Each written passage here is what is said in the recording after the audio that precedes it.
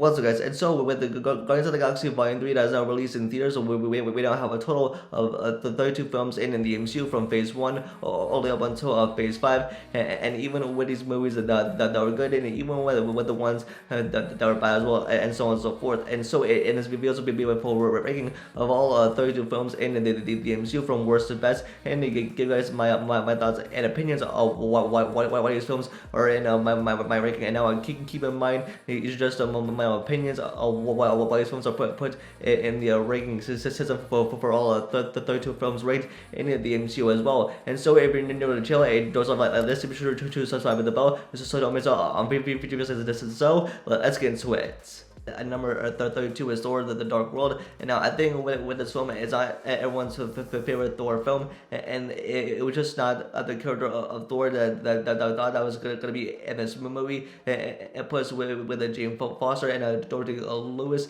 and even with Asgard and the Nine Realms, and so on so forth as well. And there's everything about this film. It just looked okay. And then at 31 is Ant-Man and the Wasp: Quantumania, and now like I really enjoyed the film. I really enjoyed King as a villain, and even with everything that was set out in the quantum realm, it just so worked out so well. With Monarch, who was Darren Cross, I thought like his character was a little bit goofy, and like Monarch was like sort of wasted, and like plus with Monarch he was supposed to have more like a scarier look, but even with King, I enjoyed him, and plus it set up the King Dynasty and Secret Wars, but everything in this movie, it was just really good. And then at number 30 is Eternals, and now I really enjoy the film, but I was just not a fan of the story or its plot line, but I really enjoy the characters though, and like, but everything else in this film just felt so unnecessary, but it did set up a Black Knight in the MCU with Dane Whitman. I'm excited to see where his character goes after they tease it, and even with the feature of the MCU, and even with the Black Knight. And at number 29 is Black Widow. And now even with this film that took place in between like the events of Captain America's Civil War and before the events of Infinity War with Natasha's story, and introducing us to her family, like with Yelena Belova and the Red Guardian by David Harbour. But everything else in this film just felt like unnecessary, and this one was a complete letdown. And even though with this film that was like supposed to start out of Phase 4, but again with the delays with the pandemic and everything, but this film was just a complete letdown. But like they did tease Yelena Belova to be in the Thunderbolts as well, so that was pretty exciting. But overall with the film, it was just okay and a bit of a letdown. And then at number 28 is Thor: Love and Thunder, and now I think with this film it was just alright, and I didn't find it to be that funny, even though with the jokes that I did throw in there, like I didn't think it was that funny.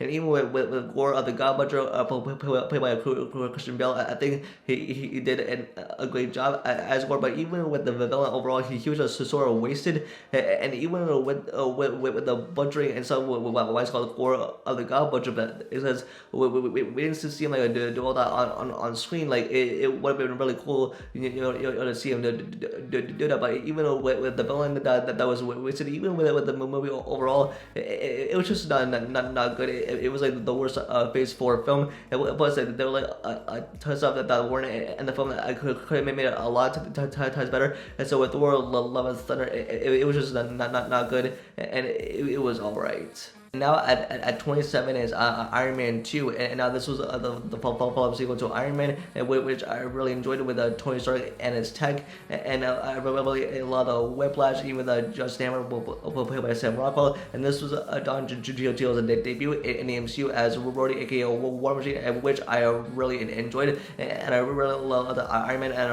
War Machine together. And this one even introduced a Black Widow and Natasha Romanoff, and this is set up lots of things in the Phase saga, including for the Avengers, and even with Wakanda, with that Namor as well, and even set up so many things, and even down the road. And next at 26 is Avengers Age of Ultron, and now that this Avengers Ultron played by James Spader, and I really enjoyed him as the villain, since he was trying to like take down the whole Earth, and he was trying to destroy everything. And even with the Avengers that were assembled to take on Ultron, including with Tony's program, and this one introduced Wanda and Pedro Maximoff. This was Wanda's introduction into the MCU, who would take on to play the Scarlet Witch, and even that I have the Scarlet Witch in the MCU, and everything with this film just felt so good, even with the Avengers that were assembled to take down Ultron. And next at number 25 is Thor, and now this was Thor's introduction into the MCU, and with this one I really liked with him being on Asgard, to being blasted to Earth, and so spent time with Jane Foster, the nerdy professor, and then this one introduced Darcy Lewis and Eric Selvig, and this was later be introduced to Thor and Jane Foster storyline, in which they were in a relationship with each other, and even with this one that set up so much, even with the Avengers, and anyway with Loki, who was a great villain, that was after everything acclaimed for the throne, and who was to be king, and even Odin. And next at number 24 is Doctor Strange and the Multiverse of Madness. And with this film, I found it to be good, but it was alright, and like a letdown, even with the Illuminati, who was totally wasted. And with this one, I didn't explore much of the multiverse, but it did set up incursions and Secret Wars. But this definitely felt like one solo project, because with the Wanda, aka the Scarlet Witch, like she was the main star, and the film focused more her than Doctor Strange, even though this was a Doctor Strange film, but it's one more of like a Scarlet Witch project as well. And next at number 23 is Thor Ragnarok, and now this was Taika Waititi's directorial debut in the MCU, in which this film totally reinvented Thor in like a fun way, and just Ragnarok and the Grand Master will play by Jeff Goldblum, who I totally loved, and even at this brought Hulk and Thor together as they were fighting out in the ring, and everything about this film is felt so good and so fun, and plus even when it's a follow-up film, Love and Thunder, but I found that this one to be better than Love and Thunder as well. It's because even the Love and Thunder I found to be just be so good.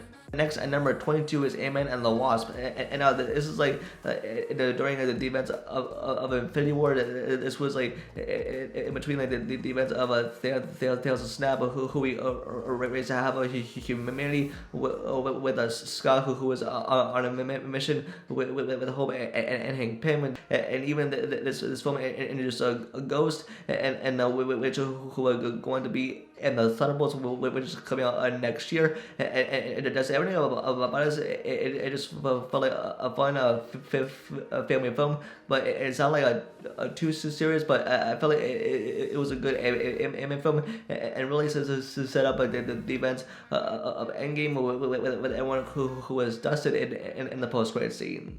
And next at number 21 is the Incredible Hulk. And now I think people who are saying that it's not a part of the MCU, I mean like this and just a badass Hulk played by Edward Norton, but I think that this film actually introduced a furious and angry Hulk, and even with the Avengers, he was recasted to Mark Ruffalo, but I feel like back in early days of the MCU, when the Hulk was made to be angry, and like he was a very scary and incredible Hulk, and just the Abomination and Thunderbolt Ross, who is going to be in like Captain New Order and the Thunderbolts as well.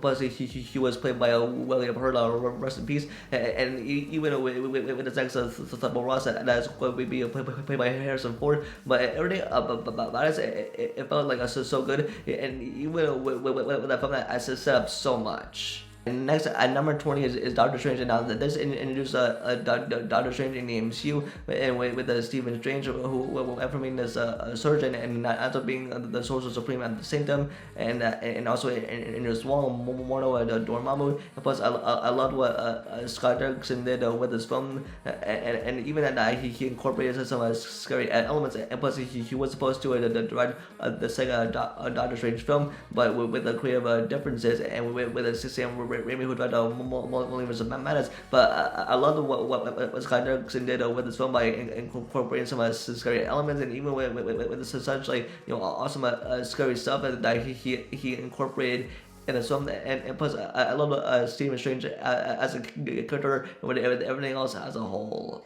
And next at number 19 is Captain Marvel, and now this introduced Carol Danvers, aka Captain Marvel in the MCU, but played by Brie Larson, and I just really enjoyed everything about her character, and the fact that this took place before the events of the MCU happening, even before Iron Man, and like with Nick Fury, that were like a great duo, and even had a good cat, and even like involving Skrulls. And now this was obviously set up the events of Secret Invasion, which were got Skrulls involved, and this is set up so much, and even as set up the Avengers, and even with setting up Captain Marvel's appearance in Avengers Endgame, and plus we're going to see Captain Marvel in the Marvels later this year with Miss Marvel, Kamala Khan, even the Marco Rambeau, aka Photon as well. And next at number 18 is Ant-Man, and now this introduces Scott Lang, aka Ant-Man in the MCU, played by Paul Rudd,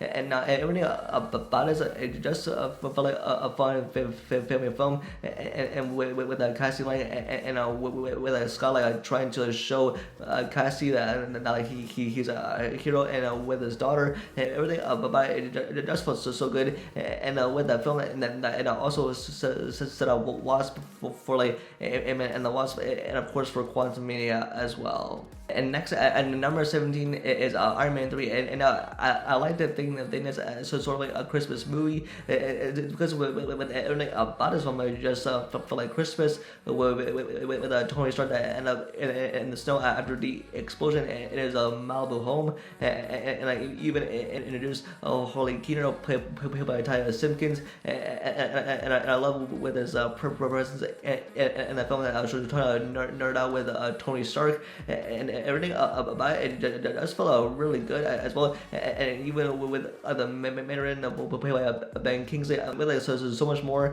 and that ended up being a great Iron Man film. And next at number 16 is Spider-Man Far From Home, and now this film immediately took place after the events of Endgame, with Peter's friends going on summer vacation with Nick Fury that was willing to include Spider-Man, and with Mysterio played by like Jake Gyllenhaal, who I loved as a villain, and even introduced the Elementals, the Multiverse with Earth 616 and A3, and introduced so many multiversal elements, and it was so epic, and even at this film like concluded the Infinity Saga, and with Spider-Man's identity being revealed, that's a setup of No Way Home as well, and like even with Peter Parker's story arc in Far From Home, which totally felt so good, and even with Peter who was trying to just live as Spider-Man without his mentor Tony Stark, and even with Peter that had some shoes to fill. And next at number 15 is Captain America: The First Avenger, and now this introduced Steve Rogers, aka Captain America in the MCU, as he was trying to become this super soldier and to take down Red Skull, and who I liked as a villain, and so many even introduced Dr. Zola, and even with his arc that we can continue in the Winter Soldier as well, and with Peggy Carter, and with that involved political stuff, but this was just a Steve Rogers' story arc, and even with him being set up to join the Avengers. And next, at number 14 is Guardians of the Galaxy Volume 2, and now I think this was a great film that introduced Peter's father, Ego, played by Russell, and even with other Guardians that explored so much, and even with a tiny Groot, and even with that twist, and like this film even had like the death of Yanu, Peter's other father, and his death was so sad to see, and like even with the Peter having been introduced to his dad, even with that twist, even involving Meredith Quill, and I think this film, it was just so good.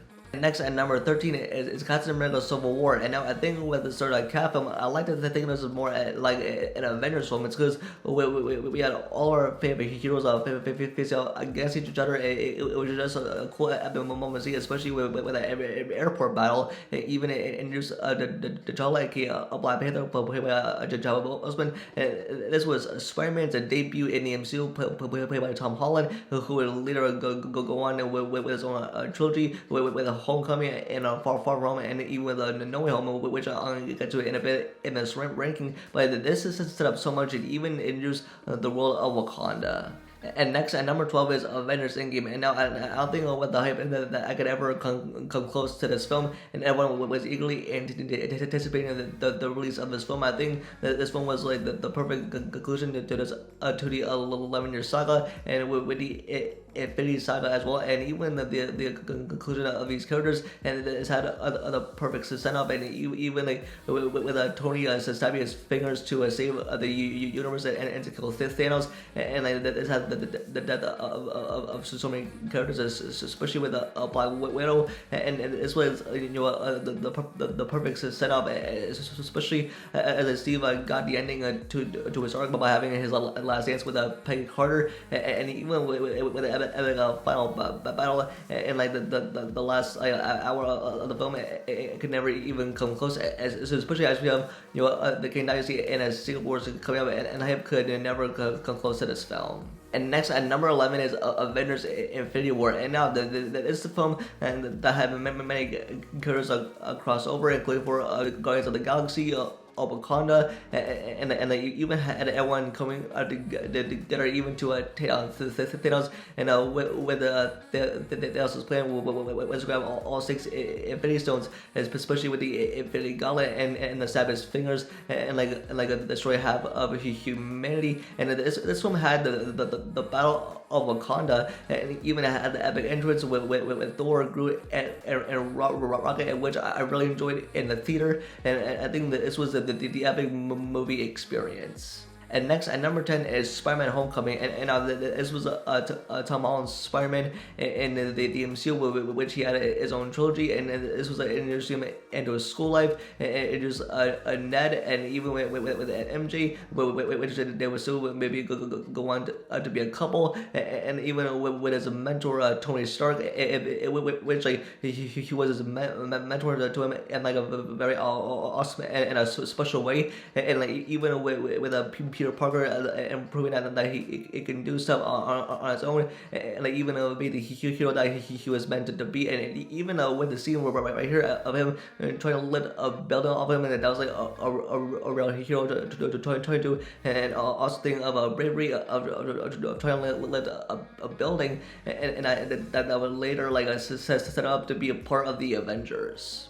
And next, at number 9 is Black Panther. Now, this introduces T'Challa, aka the Black Panther in the MCU, played by Chadwick Boseman, or rest in peace. But this film introduced the world of Wakanda with a Wakanda. It was Shuri, Naka, Okoye, even with Killmonger as the villain, played by Michael B. Jordan, which I really enjoyed his performance. And this is set up so much for the future, even for with Bucky's return in the film, and even the set for Infinity War, with everything else in between. And I just love what Chadwick Boseman brought into a Black Panther, which was totally inspirational. And then at number 8 is Guardians of the Galaxy, and this was the start of like a great trilogy in all of the MCU, and with James Gunn, he really did a brilliant job at bringing these characters to life. It's because this was like a James Gunn film. He written and directed this entire trilogy with Peter Quill forming of the Guardians, and even with the rest of the Guardians during the entire MCU, even with the soundtrack that was a total banger as well. Even throughout the rest of the films, and even this was a great film to kick off the perfect trilogy. And next at number 7 is Shang-Chi and the Legend of the Ten Rings, and now this was Simu Liu's debut in the MCU as Shang-Chi, this martial arts superhero, which I love this character. I mean, I pretty much enjoyed the film as well. It had a ton of kung fu with the what we were revealing to be the Mandarin. And I thought he was a great villain, and training his son to become an assassin. With everything with his origin, with his family, and even with the thought of this. It was really beautiful, and even with its post-credit scene, and that I really teased the future of the MCU, even with Shang-Chi's sister to have her own spin-off project as well. And next at number 6 is Black Panther: Wakanda Forever, and now I truly love this film. I thought this was a great film to end Phase 4, and this is mourning the loss of Black Panther with Chadwick Boseman as well, and this is with the people mourning over the loss of their king, and I love the Namor as a villain. I love the Shuri as new Black Panther, and even just Riri Williams in the MCU, and even with Ironheart as well. And plus, I'm really excited to see the Ironheart series on the Disney Plus. So it sets up so much for the future of the MCU, and especially for the new Black Panther. And next at number 5 is Captain America: The Winter Soldier, and I truly believe that this is one of the best MCU films from 2014, and this had epic fight scenes with Steve Rogers against the Winter Soldier, and the elevator fight scene which was a total banger, and even with Bucky Barnes, who was a brainwashed Hydra assassin, and even introduced Sam Wilson, aka the Falcon, and also set up Wanda and Pedro Maximoff, which were also set to be in the next film, Age of Ultron, and like even that was like the next Avengers film, and everything about this film, it just felt so epic. And next at number 4 is the Avengers, and this is the one that started all the way with the Earth's mightiest heroes assembled right to fight the Chitauri with Loki, and that was having this war set on New York with the Chitauri having to take over, and with the Earth's mightiest heroes known as the Avengers. Even with its post-credit scene, I teased the big bad Thanos as part of the Infinity Saga, and this is the film that changed the MCU with the team of the Earth's mightiest heroes. And next at number 3 is Iron Man, and now this is the film that started the MCU by introducing Tony Stark as a billionaire and genius with high-tech suits, and this is the film that changed the MCU forever. And even as I love the Robert Downey Jr.'s portrayal as Tony Stark, even with everything that I brought to that role, and even with his I love you 3000, and with Iron Man, that totally changed the MCU forever, and this is the film that I just started out the MCU so well. And next at number 2 is Spider-Man: No Way Home, and now I think with this film, this will always be remain at the top of my ranking, but this film had a Peter learning about what it truly means to be Spider-Man with his identity revealed, and bringing the villains of Spider-Man from these past universes, also bringing back Tobey Maguire and Andrew Garfield's Spider-Man, and the hype was like unreal for this film. And I think we were all like hyping up this film, even through all the leaks and stuff. But this film was like definitely a hype train, and like, even with Peter, like, and now with no one knows who Peter Parker is, and now like we have the next Spider-Man trilogy on the way, and now that we have Peter Parker as a real life hero, and also lives a real life as Spider-Man.